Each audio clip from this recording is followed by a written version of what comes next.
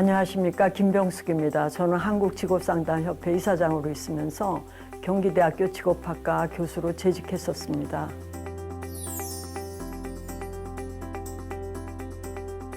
그러니까 진로 자본이라는 얘기는 내가 진로를 개척할 때 전체적인 총량을 제시하는 거예요.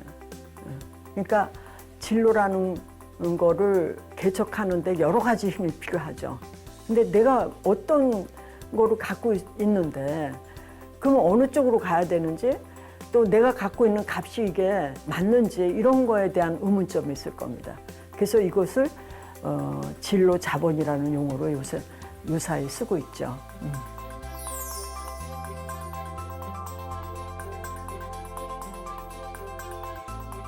그러니까 자본을 구성하는 건 여러 가지예요. 하나는 이제 생득적인 거는 이건 이미 정해진 겁니다. 내가 아무리 노력해도 안 되는 거죠. 하나의 예를 들면은 장남으로 태어난 사람은 둘째로 태어난 사람하고 아주 틀립니다. 직업을 개척하는 것도 완전히 틀리죠. 그러니까 이 태어난 수는 내가 정하는 게 아니에요. 그리고 이제 뇌도 지금 이렇게 반으로 나눠져 있습니다.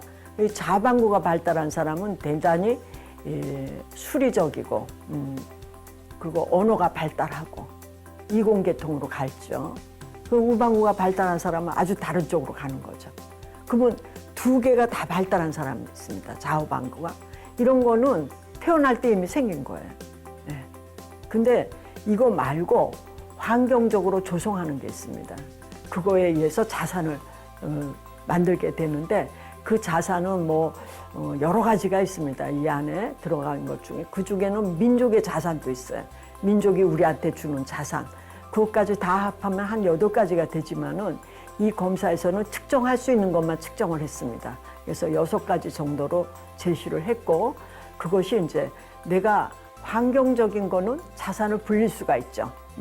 그래서 그 환경이 어떤 거로 구성했는지를 이제 이 검사에서 제시를 해주고, 지금 학생이 갖고 있는 거는 요 정도이지만 앞으로 뭐 학생이 발달하면 굉장히 긴 시간이 필요한, 그때 발달할 수 있는 그 많은 시간과 노력이 있기 때문에 그런 쪽으로 자극을 준다면은 이 자본 축적이 더 훌륭하게 되겠죠.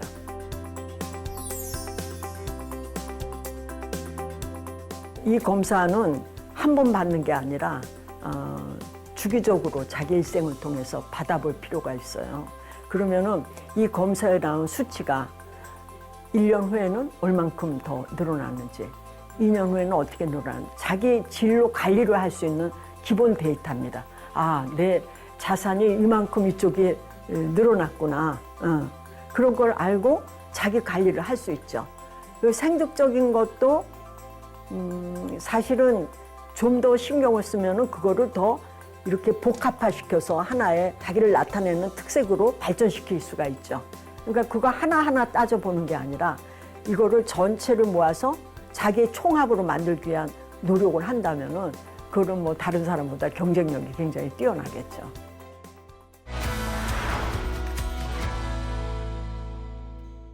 진로 자본 검사에 대해서 말씀드리겠습니다. 진로 자본이라는 그 말이 갖고 있는 의미처럼 대단히 다양한 이론들로 접근한 것입니다. 진로 자본을 맨 처음에 통찰력 기반의 역량이다라는 말로 처음 대두됐을 때, 이때부터 이 진로 자본을 핵심 진로 역량 이렇게 얘기하고 있습니다. 그래서 이유 알기, 또 방법 알기, 그리고 사람 알기, 이런 3가지에 대한 자본을 형성한다, 이렇게 보고 있는 거죠. 그리고 인생 전체를 통해서 지속적이고 일반화된 성향, 이렇게 표현할 수 있습니다.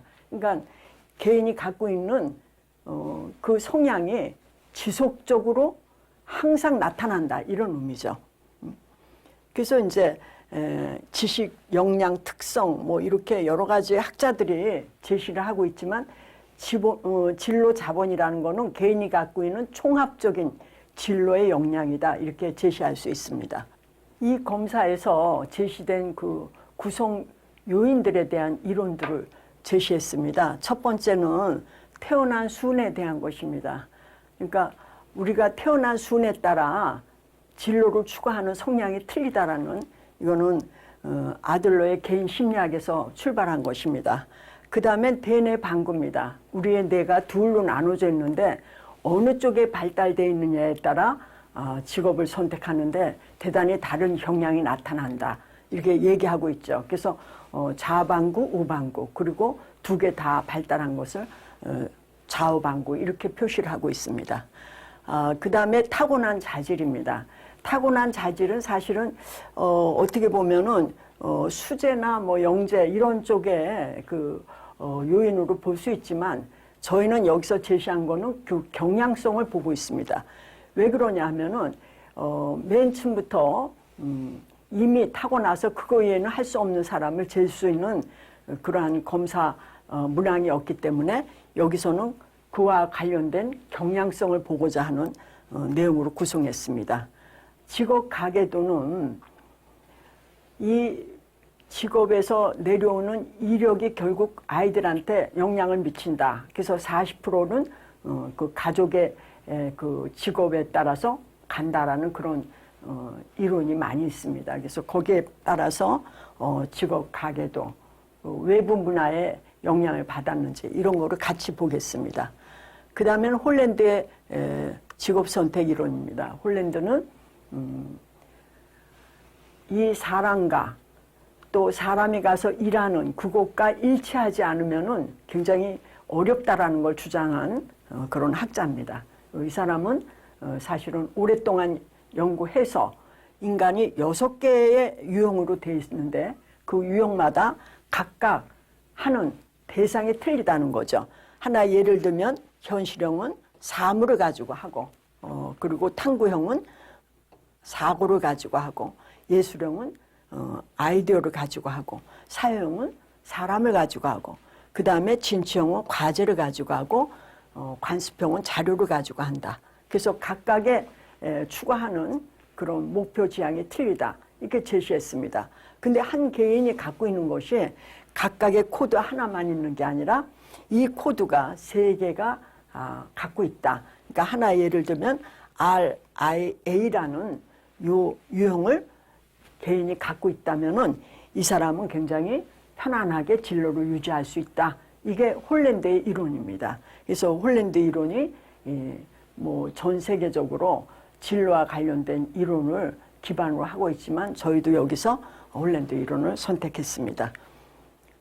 그 다음에 수퍼의 진로 자기 개념입니다.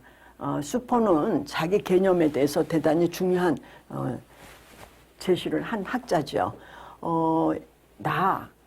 또 나를, 내 것, 이렇게 자기에 대한 개념이 딱 쓴다면은 이거는 모든 진로를 개척할 때 하나의 원동력으로 작용할 수 있다. 이게 수퍼가 주장하는 내용입니다. 그래서 이것도 같이 측정하는 걸로 구성했습니다. 검사의 구성 요소를 보겠습니다. 태어난 순, 그래서 첫째, 둘째, 가운데, 막내, 외동 이렇게 봤고요. 그리고 가족 가계는 가족 가계를 이어받고자 하는 거, 아니면 가족 가계 플러스 외부 문화, 그리고 나는 그것보다도 외부 문화 좋다, 이렇게 3가지 유형으로 봤습니다. 대뇌방구는 좌방구, 우방구, 좌우방구. 타고난 자질은 지금 조기 판명, 이미 어릴 때부터 판명됐다는 겁니다. 그리고 창조형이냐, 학문형이냐, 다재다능형이냐, 이렇게 보는 거죠. 실제로 예를 들면 둘째는 굉장히 창의성이 있습니다. 창의성이 있는 사람은 결국 타고난 자질은 창조형으로 갈 확률이 높은 거죠. 그런 걸로 전부 통합적으로 보고자 했습니다. 나의 진로 성격은 아까 말씀드린 대로 육각형 모형의 6가지 유형을 제시하는 걸로 했습니다. 그 다음에 전문성, 인간관계, 여가활동은 요 3가지는 진로 자본의 구성 요인입니다. 그래서 이 3가지에 대해서 별도의 그런 항목으로 측정을 했고요. 그 다음에 이제 자기 개념에 대한 내용을 얘기를 했습니다. 그리고 이 검사에 아주 특별한 것을 제시했습니다. 우리는 성장하면서 어떤 인물이 되고자 한다.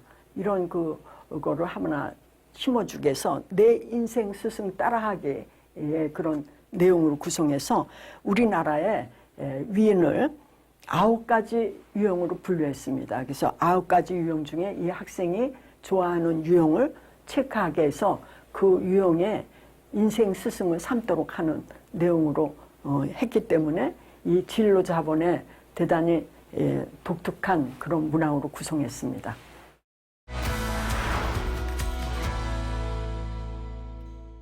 검사 실시에 대해서 안내해 드리겠습니다. 이 검사는 고등학교 전 학년을 대상으로 하고 있습니다. 검사 문항과 소요 시간을 보면은요, 266문항이고 50여 분 소요됩니다. 위 사항은 맨 처음에 생각한 그것이 맞는 답이기 때문에 오래 생각하지 않고 체크할 수 있도록 도와주시기 부탁드립니다. 다음을 보겠습니다. 이거는 진로자본검사의 전체적인 검사 결과의 내용입니다. 그래서 각각의 검사 결과 내용을 세부적으로 말씀을 드리겠습니다. 맨 처음에 결과의 유효성인데 이거는 대부분의 학생들이 거의 유효하다고 나오고 있습니다. 그 다음은 이제 태어난 순인데요. 첫째로 태어난 거에 대한 어떤 직업으로 갈 수 있는 그런 경향성을 제시했고요. 가족각의 역량도 제시를 했습니다. 여기 보면은 가족각의 외부 문화 같이 통합적으로 보는 그런 내용으로 제시했고요. 그 다음에 대뇌방구입니다. 이 학생은 지금 왼쪽 뇌가 발달되어 있다. 그래서 우방구에 체크되어 있습니다. 그래서 좌방구, 좌우방구, 우방구 이렇게 설명문이 나와 있습니다. 타고난 자질은 아까 4가지 말씀드렸듯이 이 사람은 다재다능합니다. 그러니까 무엇이든지 잘하는 사람이라는 거를 제시했습니다.